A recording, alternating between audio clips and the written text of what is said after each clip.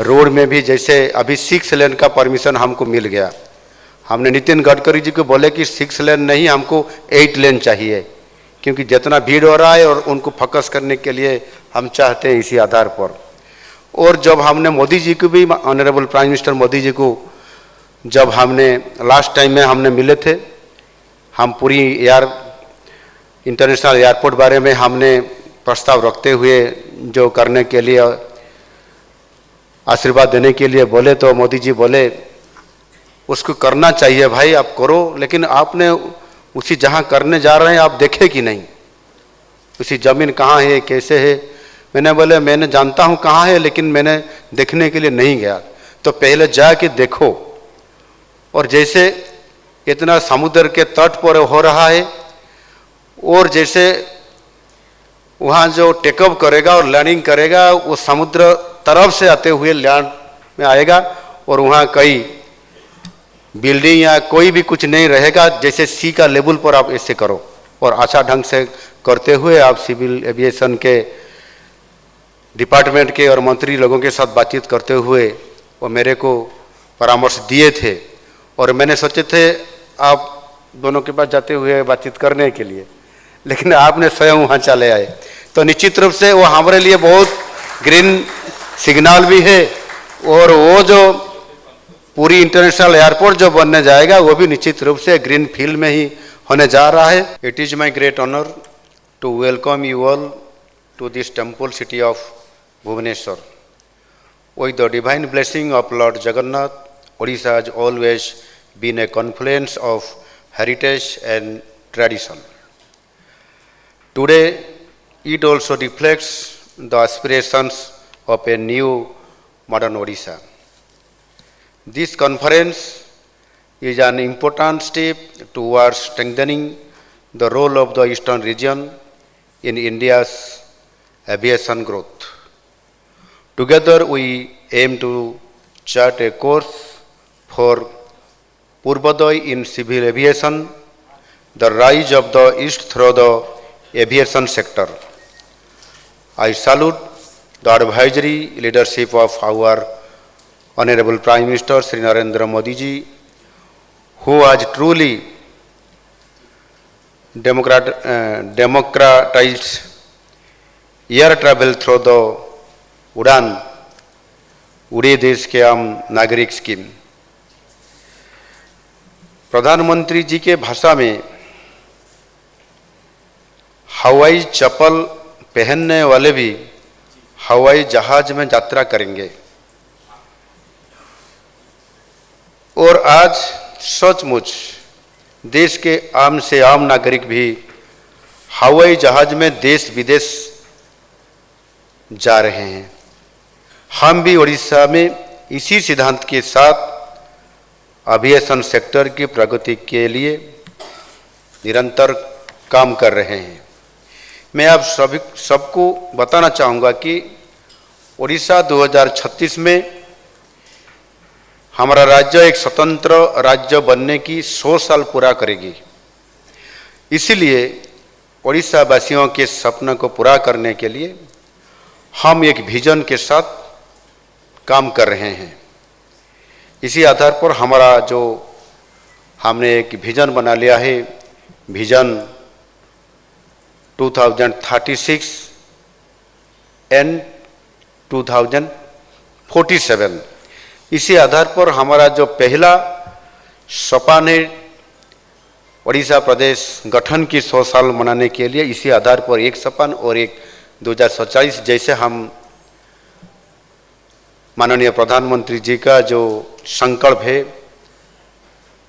विकसित भारत बनाने के लिए 2047 को, इसी आधार पर हमने पहले 11 साल में उड़ीसा को समृद्ध उड़ीसा बनाने में, और इसी आधार पर मोदी जी का जो आह्वान है और हमको जैसे पूर्वोदय के बारे में वो सोचे, और इसी आधार पर 2036 आज से 2036 और 2036 से 2047 तक जैसे हम समृद्ध उड़ीसा के साथ विकसित भारत को लीड लेने के लिए स्वयं मोदी जी ने हमको भी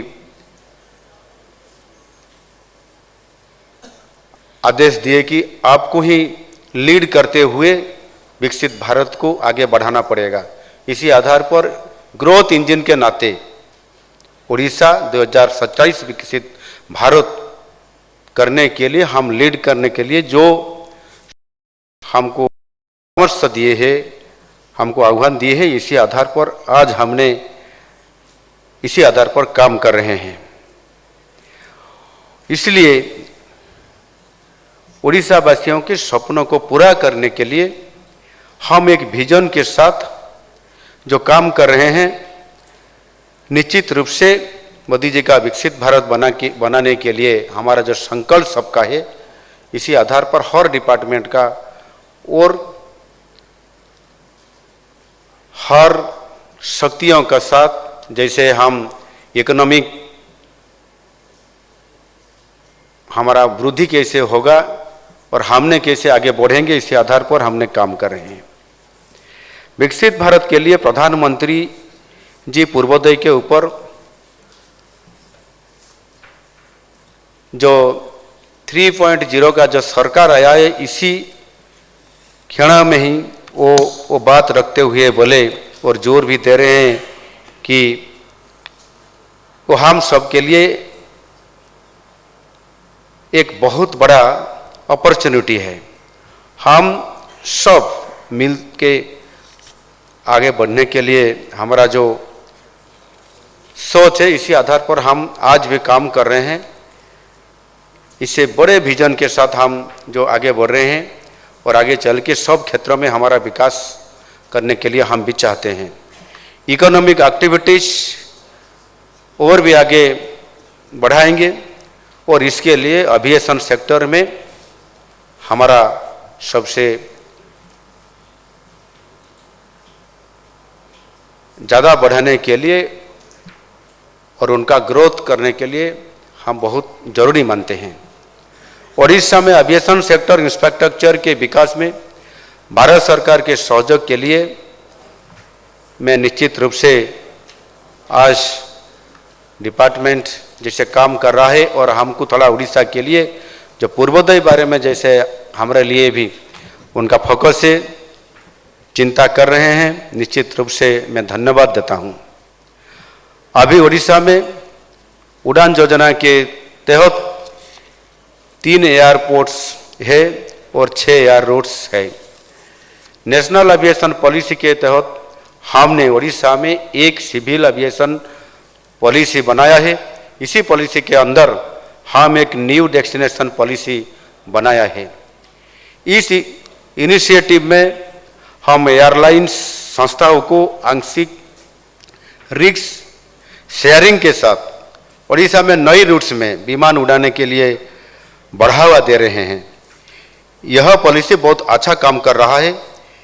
इसके वजह से झारसुगुड़ा से अभी 5 अतिरिक्त फ्लाइट जा रहा है और भुवनेश्वर से भी 8 डोमेस्टिक और 1 इंटरनेशनल फ्लाइट भी जा रहा है।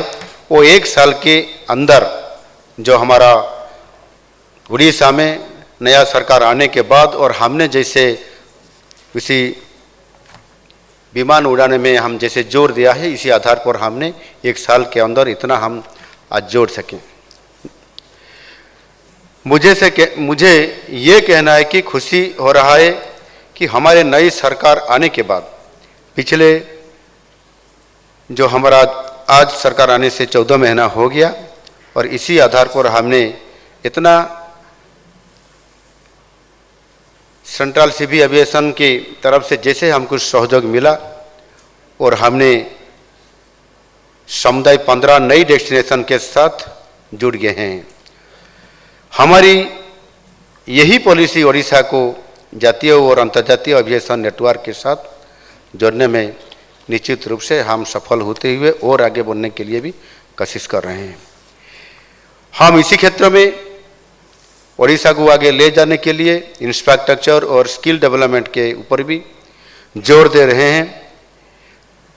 इसी आधार पर हमने हमारा उड़ीसा की एक जिले है ढेंकानाल जिले के बिरासाल में हम एक विश्व स्तरीय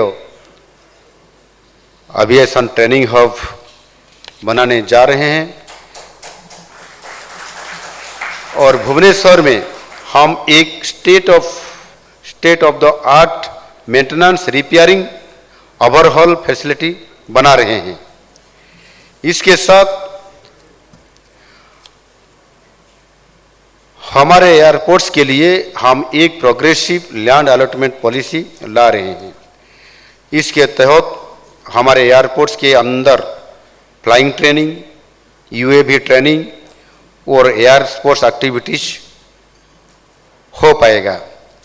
बहुत सारे फ्लाइंग ट्रेनिंग ऑर्गेनाइजेशन हमारे एयरपोर्ट्स में ये सब काम करेंगे।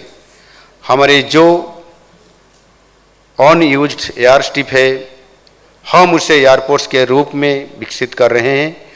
ऐसे हमारा 14 एयरपोर्ट्स बनेंगे और इसके साथ जिस जिले में एयरपोर्ट्स नहीं है, हम वहाँ हेलीपोर्ट्स बनाने के लिए काम कर रहे हैं। ऐसे 15 हेलीपोर्ट्स बनेंगे। इसके साथ जो पुरी में भी एक विश्व स्तरीय इंटरनेशनल एयरपोर्ट बनने जा रहे हैं। जैसे अभी हमारा मंत्री जी, दोनों मंत्री जी पुरी इंटरनेशनल एयरपोर्ट बनने के लिए जैसे हमको अभी सपोर्ट कर रहे हैं, और निश्चित रूप से पुरी जैसे सारे विश्व के लाखों करोड़ों जगन्नाथ भक्तों के लिए एक आध्यात्मिक और एक सांस्कृतिक गेटवे बनेगा। और निश्चित रूप से इसी आधार पर हम आशा करते हैं कि निश्चित रूप से जल्द से ही हमारा एविएशन, सिविल एविएशन विभाग तरफ से कैसे हमको पूरा सपोर्ट मिले, और हम भी हमारा प्रदेश के तरफ से निश्चित रूप से जो भी हमको सहयोग करना है, हम तुरंत केंद्र को, आपका डिपार्टमेंट को पूरी तरफ से सहयोग करेंगे। झारसुगुड़ा एयरपोर्ट का भी विस्तार के लिए जमीन की व्यवस्था हमने कर चुके हैं। एविएशन सेक्टर के विकास के लिए हम पूरी फाइनेंशियल कमिटमेंट के साथ काम कर रहे हैं। हमारी सरकार आने के तुरंत ही हम विमान नाम से एक नई योजना हम बनाए हैं। विमान मतलब building and management of aviation assets and network. हम इसी योजना के तहत एविएशन भित्ति भूमि और भित्ति भूमि के लिए हमने 4,200 करोड़ भी बजट में हम व्यवस्था की है। वायबिलिटी गैप फंडिंग के तहत भी हम बहुत सारी सुविधाएं हम दे रहे हैं। एविएशन टर्बाइन फ्यूल में 1% भाट दे रहे हैं फ्यूल स्टेशन के लिए मुफ्त में। में जमीन दे रहे हैं और कम पैसेंजर के लिए भी भरपाई कर रहे हैं। इसी कारण फ्लाइट ऑपरेटर्स ओडिशा की नई रूट्स में सेवा देने के लिए आगे आ रहे हैं। लेकिन आगे चल के जब हमारा कनेक्टिविटी बढ़ेगा तब हमको इसके लिए केंद्र सरकार भी निश्चित रूप से सरकार का सपोर्ट चाहिए। और हमने इसी आधार पर जैसे एक नया प्रस्ताव हमने आज रखे हैं और करने के लिए भी जाने के लिए हम एक प्रस्ताव आगे लेने जाने के लिए निश्चित रूप से एक नई प्रस्ताव के साथ, जैसे I am glad to announce that we are in advance discussions with Air India to launch a transformative cadet pilot program under our flagship BMAN initiative. This pioneering effort is designed to empower tribal girls from our state, offering them not just wings to fly, but a future filled with dignity, opportunity and pride. This is not just a program, it is a movement to redefine possibilities and inspire generations.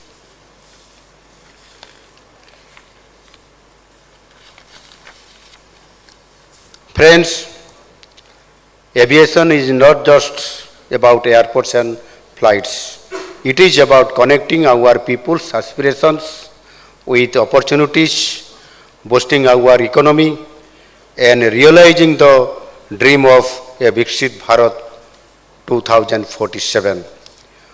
With your support, we can transform Eastern India into a dynamic hub of civil aviation, where our skies become the highways of prosperity. On behalf of the people of Odisha, I express our sincere thanks and deep gratitude to our Honorable Prime Minister Sri Narendra Modi ji for his visionary leadership and commitment to making air travel accessible to every citizen. His guidance has inspired transformative initiatives like the Udan scheme, which has truly democratized aviation and opened new horizons for the eastern region. Our Prime Minister's relentless pursuit of a Visit Viksit Bharat by 2047 continues to motivate us as we work together to strengthen Odisha's connectivity and realize the aspirations of our people. We remain thankful for his unwavering support in shaping a brighter, more prosperous future for our state and nation. निश्चित रूप से आज मैं भी धन्यवाद देता हूँ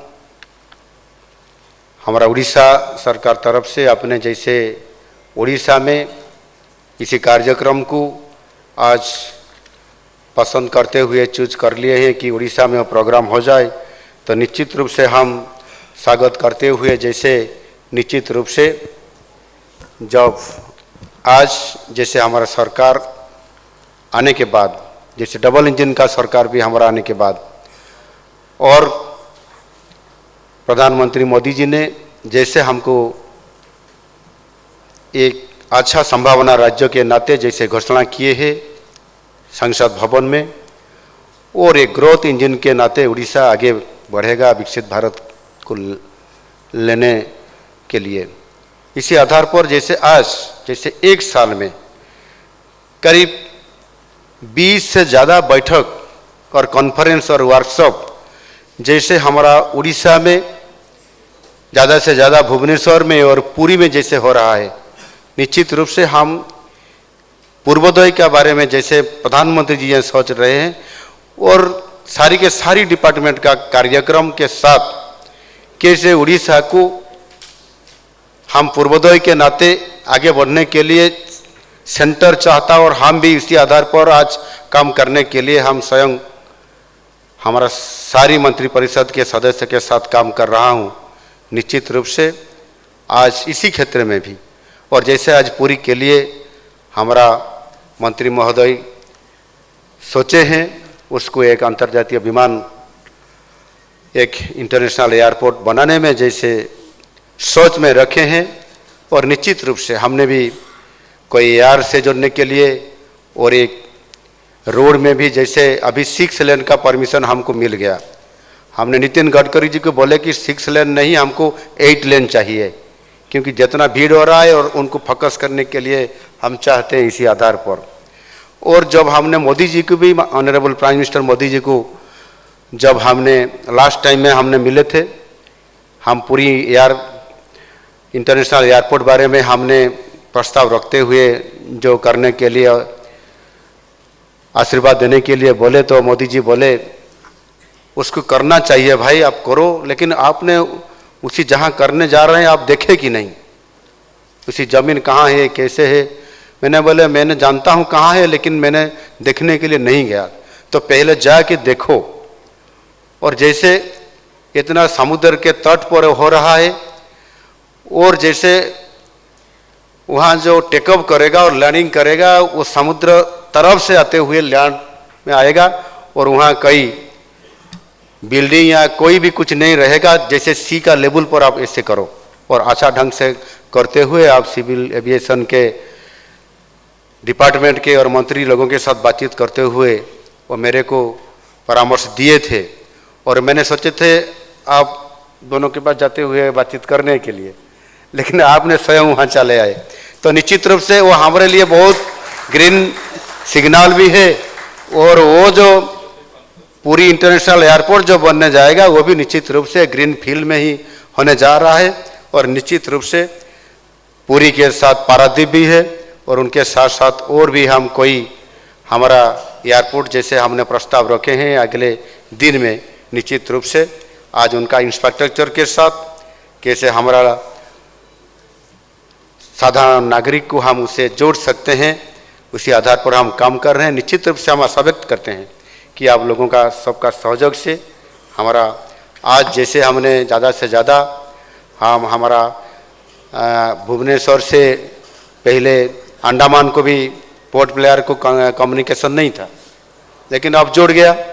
और सारी देशों का ज़्यादा से ज़्यादा जो सिटीज़ है वहाँ पर हमारा विमान का कनेक्टिंग ऐसे हब बढ़ते जा रहा है। निश्चित रूप से हम आशा व्यक्त करेंगे और आपसे भी सहयोग होगा कि भुवनेश्वर से जो पूर्वोदय के बारे में प्रधानमंत्री जी ने बोले, मतलब वहाँ से हमने भी सोच रहे हैं कि जैसे भुवनेश्वर से हमारा जो इंडिगो विमान ज़्यादा वहाँ से उड़ रहे हैं और जो भी इंडिगो का प्राधान्य वहाँ है हमने सोचे थे और इंडिगो कंपनी भी सोच रहा था कि भुवनेश्वर को एक इंडिगो का हब बनाने के लिए। तो ज़रूर निश्चित रूप से हमने आज निश्चित रूप से हम नायडू जी को बोलेंगे कि इसी आधार पर आप हमको थोड़ा सहयोग करें। तो निश्चित रूप से एक ज़्यादा से ज़्यादा जो हमारा इंडिगो विमानों का वहाँ हब बनेगा इसी आधार पर वहाँ से डायरेक्ट फ्लाइट कैसे देश के सारी इम्पोर्टेंट सिटी को जाने साथ साथ भी विदेश को और ज़्यादा कंट्री को जाने के लिए भी हमको बहुत सहयोग अगले मिलना चाहिए। इसी आधार पर हम बहुत आपको आभार व्यक्त करते हुए आज जैसे उड़ीसा में और हमारा भुवनेश्वर में ऐसे एक रीजनल मीटिंग आपने करा लिए, जैसे बिहार, झारखंड, छत्तीसगढ़ और उड़ीसा और अंडमान निकोबार आइसलैंड के साथ निश्चित रूप से बहुत आगे पूर्वोदय का विकास होने के लिए आज का बैठक भविष्य के लिए, उड़ीसा के लिए और देश के लिए ज़्यादा से ज़्यादा निश्चित रूप से हमको फायदा भी मिलेगा और हमारा पूर्वोदय का भी विकास भी होगा। हम धन्यवाद देते हुए मेरा वाणी को विराम देता हूँ। भारत माता की जय। वंदे उत्कल जननी।